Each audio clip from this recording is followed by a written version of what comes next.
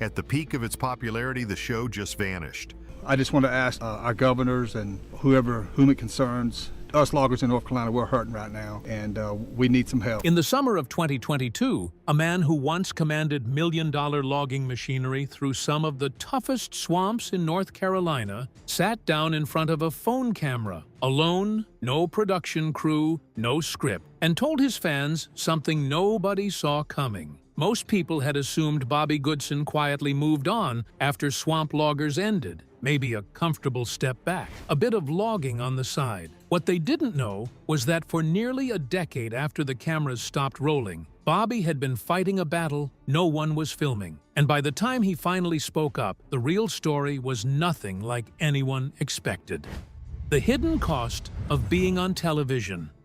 Here's something the Swamp Loggers fan base almost never talks about. During the show's entire run, Bobby Goodson's logging business was operating under financial pressure that the cameras never captured, and that Discovery Channel had no particular reason to air. Swamp Loggers ran for 3 seasons, from 2010 to 2012, and gave millions of viewers something genuinely rare on reality television. An unscripted, unembellished look at one of the most physically demanding jobs in America. No manufactured conflict, no contrived drama, just mud, machinery, and the very real risk of something going catastrophically wrong in the middle of a flooded North Carolina swamp. What audiences saw was how hard the work was. What they didn't see was how hard the business was. Bobby Goodson's operation, Goodson's all-terrain logging, based out of Johnston County, North Carolina, was not a large corporate outfit with deep financial reserves. It was an independent logging business built over decades, running specialized equipment in terrain that most loggers wouldn't touch. That specialization was the competitive edge. It was also a constant, unrelenting financial obligation. The equipment alone tells a significant part of the story. Heavy machinery designed to operate in wetland environments,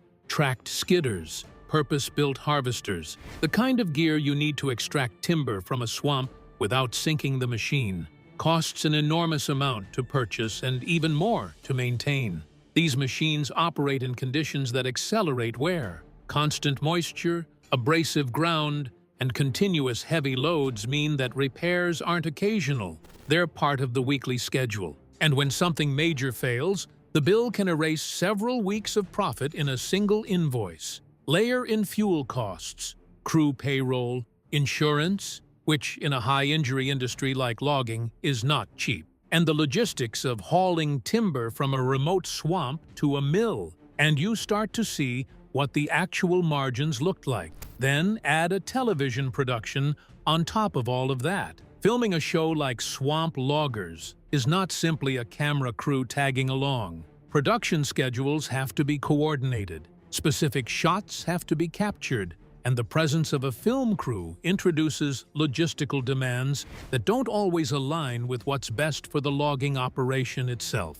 Bobby had to run a real business with real financial stakes while simultaneously meeting the demands of television production. The show gave his operation national visibility and genuine pride. It did not significantly improve the financial picture. To his credit, Bobby made it work across 3 seasons, and the show became something rare, genuinely authentic television that doesn't come with a writer's room. Viewers across the country got an honest look at an industry most had never thought about. That matters, but authenticity doesn't cover equipment loans. When Discovery Channel chose not to renew Swamp Loggers after the 3rd season, there was no farewell episode, no public statement, no dramatic announcement. The show simply stopped, and Bobby Goodson went back to Johnston County and kept working. That quiet return to the swamps was completely in character, but what it obscured was a simple, important fact. The pressures that had always existed hadn't eased. Without the visibility of a national television show, every contract now had to be won entirely on reputation. And the industry those contracts existed in was quietly, steadily changing in ways that would matter enormously in the years ahead. Life after the cameras left. Most people assume that when a reality TV show ends, The people involved either land another project, fade from public life, or convert their exposure into something profitable. Bobby Goodson did none of those things, and that choice says more about who he actually is than anything that aired on Discovery Channel. After Swamp Loggers wrapped in 2012, Bobby did not pursue another television project. He didn't take the name recognition on the road, didn't chase sponsorships, didn't rebrand himself as a personality. He went back to the swamps of eastern North Carolina, back to the equipment and the crews, and kept doing the same work he'd been doing for decades before the cameras arrived. The work was never the act. Everything has gone out of sight, and I don't know. I mean, I feel sorry for some of the guys who. It was always just the work. Through the mid-2010s, Goodson's all-terrain logging continued operating. Bobby and his crew were still pulling timber out of wetland areas, the same demanding, specialized logging that the show had documented. The niche hadn't changed. The swamp hadn't changed. The daily challenge of getting expensive machinery into places it had no business being, extracting timber, and getting out without losing a machine or injuring someone. That was still the reality, every day. What had changed was the industry surrounding that work. Timber mills across the American South were consolidating during this period. Larger corporate operations were absorbing smaller ones, and that structural shift created real consequences for independent contractors. When a mill consolidates or changes ownership, its purchasing relationships shift. Volume expectations may increase. Payment terms may tighten. The value placed on specialized access to difficult terrain, exactly what Goodson's all-terrain logging offered, can get deprioritized in favor of scale and standardization. For an independent operator running expensive equipment and carrying the overhead of a full crew, that kind of market squeeze registers almost immediately in the margins. Bobby's response, at least publicly, was characteristically quiet. His Facebook presence during those years was genuine and low-key. He updated fans occasionally, responded to people who had followed the show, and gave glimpses of the continuing work. No drama, no complaints.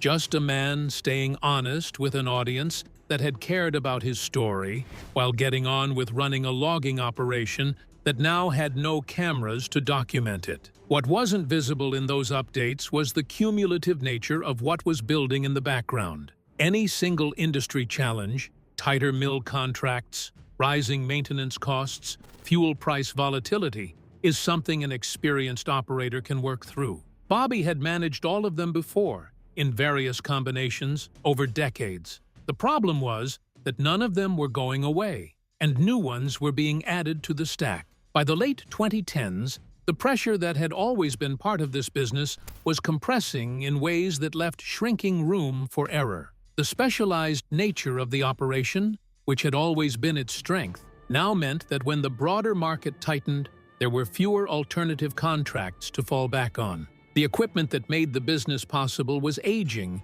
and increasingly expensive to keep running. A set of economic forces that nobody in Johnston County could control was beginning to build real momentum. Bobby Goodson had spent his career problem-solving his way out of hard situations. What was coming required a different kind of reckoning, one that no amount of experience in a swamp could fully prepare someone for.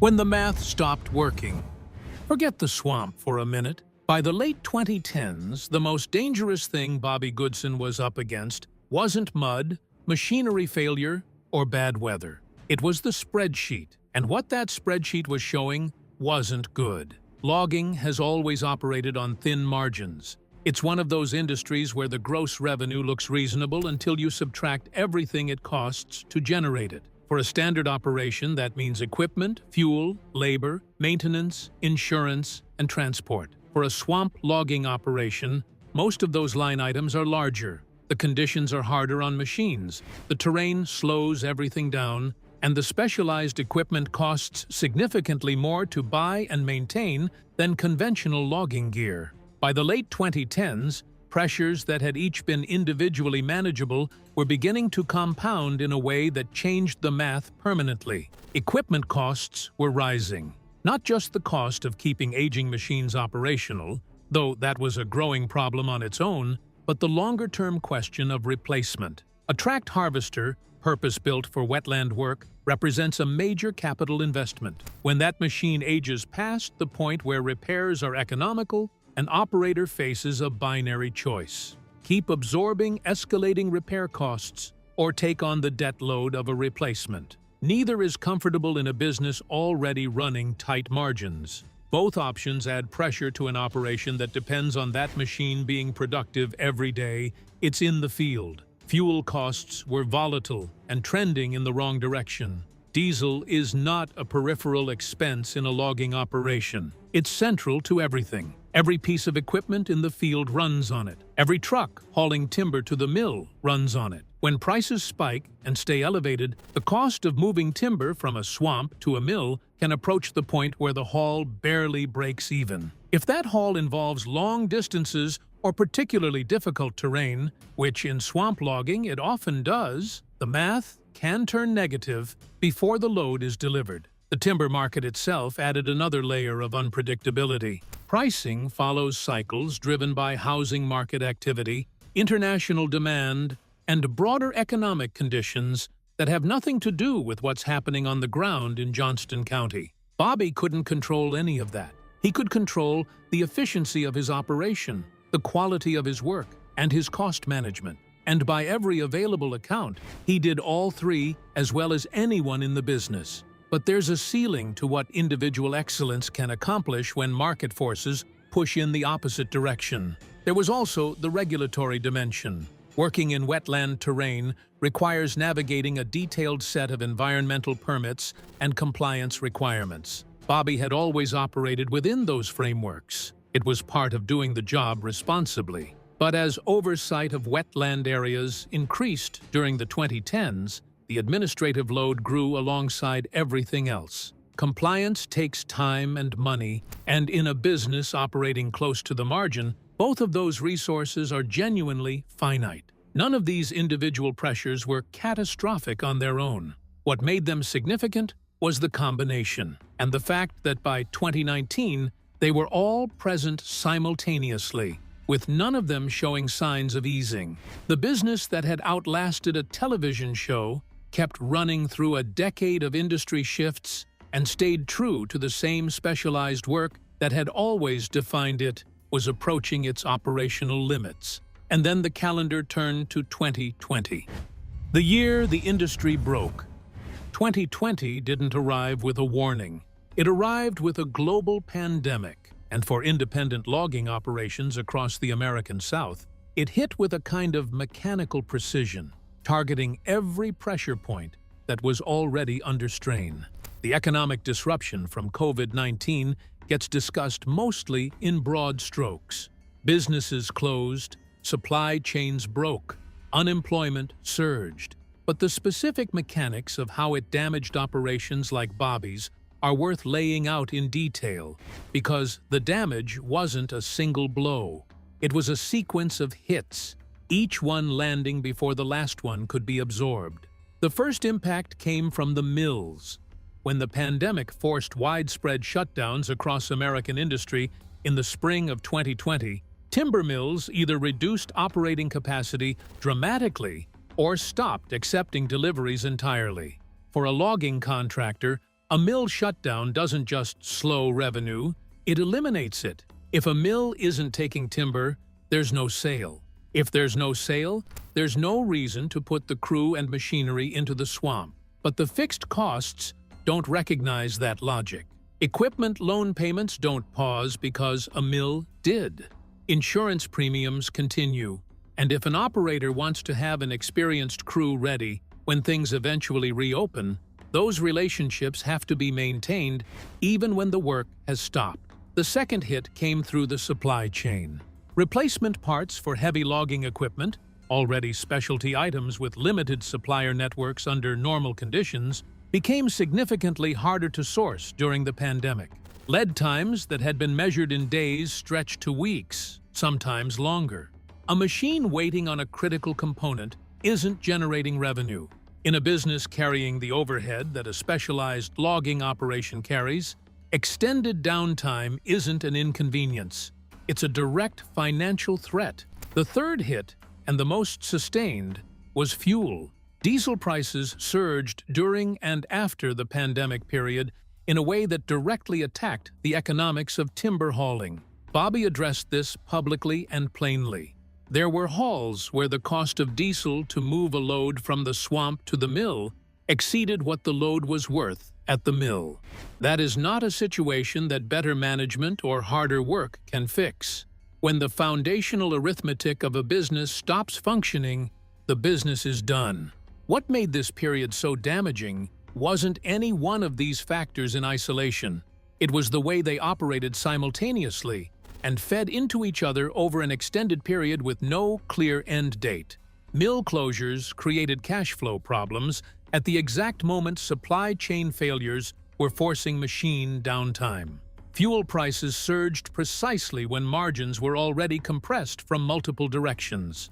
Bobby Goodson had spent his entire working life finding solutions to hard problems in hard terrain. But the adversary he was facing now wasn't something you could outwork or outmaneuver. By the time 2022 arrived, the window for continuing had effectively closed. The live stream nobody was ready for. Nobody who tuned into Bobby Goodson's Facebook live stream in the summer of 2022 expected to hear what they heard. Not the specifics, not the directness, and not the visible weight it carried.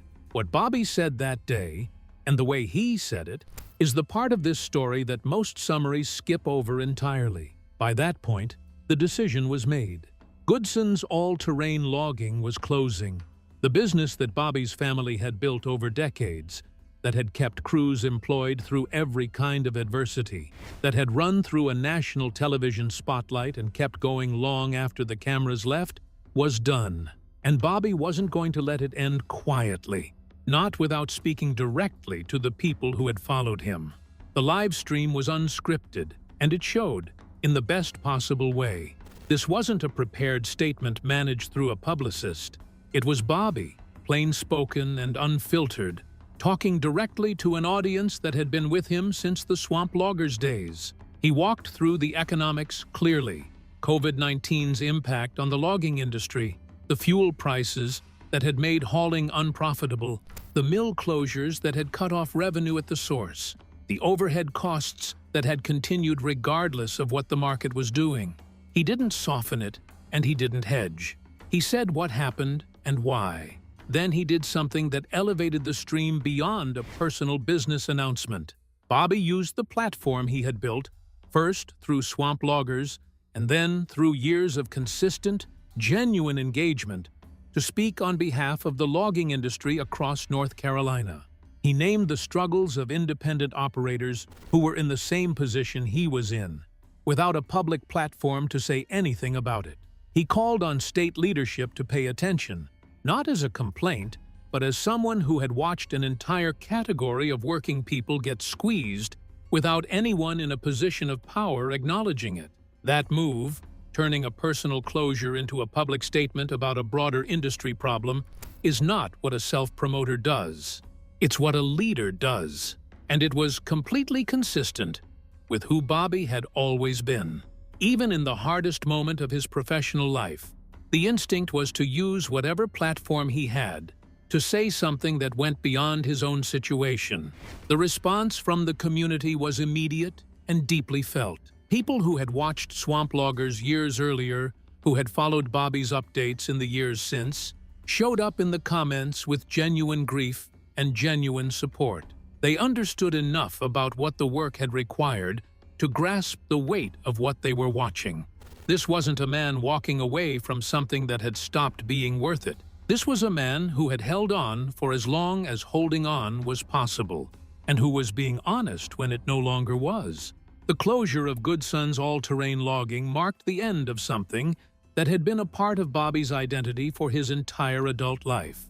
It also marked the end of a specific chapter in American swamp logging, one that, because of the show, had been documented and preserved in a way that most trades never are. Bobby said what needed to be said. He offered no false resolution. What he offered instead was honesty. which at that point was the most meaningful thing he had left to give. What remains when the swamp goes quiet? The closure of Goodson's all-terrain logging drew a clear line in Bobby Goodson's story. But it didn't end it, and what sits on the other side of that line says something important about the kind of legacy this whole story actually built. After the live stream, Bobby remained connected to the community that had followed him for years. He continued engaging on social media, responding to people, acknowledging the support that poured in after the announcement. There was no pivot to a new project, no reinvention for public consumption.